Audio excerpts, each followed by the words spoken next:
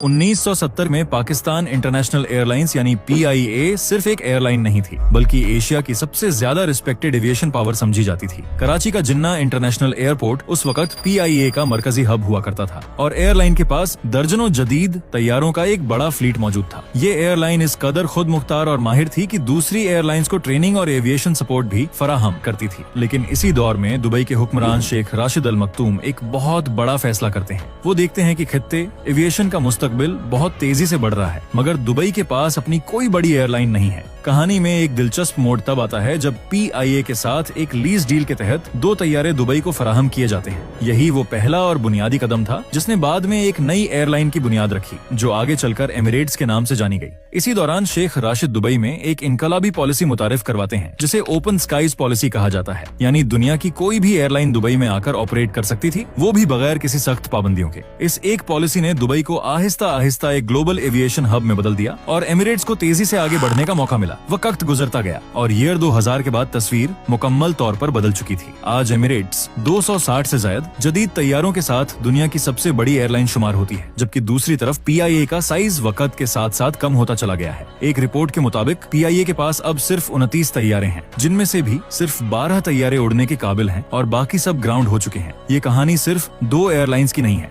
बल्कि यह हमें यह बताती है कि दुरुस्त पॉलिसी, बेहतरीन विजन और काम में मुसलसल तसलसल किसी भी इदारे की किस्मत को कैसे बदल सकते हैं।